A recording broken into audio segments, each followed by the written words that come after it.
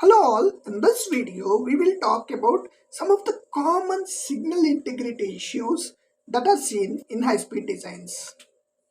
We have a lot of videos which talk about the causes of signal integrity, and there are series of videos. You can have a look at them. In this video we will talk about how a signal can be if it gets into signal integrity issues. Like example, if you see the waveform here, this actually is a square wave, right? Square wave, there should be a rising edge, falling edge, and then the level should be constant. But if you see here, the signal rises like this.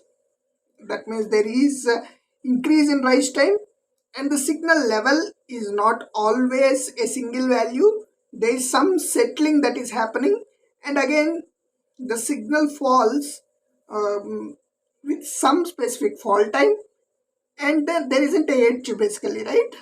Fast edge, and then again the signal doesn't have a constant value straight away. It doesn't settle at zero straight away. So this is what is the pattern we see when we have signal integrity issues on the board. These are not the only one. There are several issues. We are just talking about few scenarios. The first scenario here, okay, you can see this actually is called a lump. Okay, so lump, what happens here is this lump occurs due to the capacitance changes on your board. So this, if the channel between the driver and the receiver is not terminated properly, what happens is these kind of lumps do occur, and these are called the non-monotonic edges. So what happens because of this non-monotonic edges is, or we can say non-monotonicity behavior of the signal is, there might be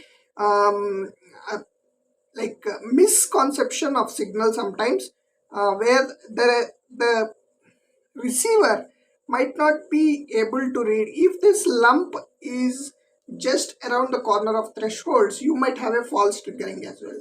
So that might happen as well. So eliminating the non-monotonic edges is very important.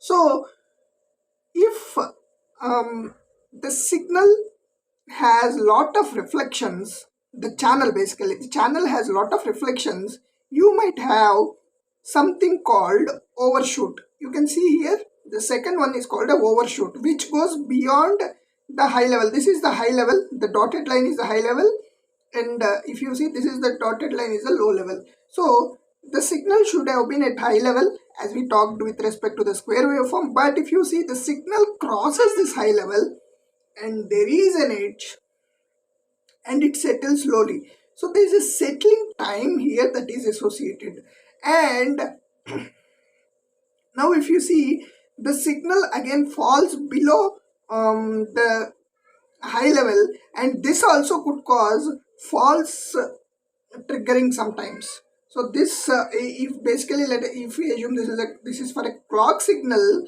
this could have false triggering where it falls from high level to an unknown level. So if it falls too much, so a false triggering can also happen. Whereas with overshoot, if it goes beyond the maximum ratings of the chip, the reliability of the chip might come to a question. So many things here, right? And then again at the low level, this again is called a overshoot. So these are some of the concerns we see with the signals, high speed signals, especially on a PCB. So there are many other concerns. We will talk about them in the next videos. Please post if you have any questions. Thank you.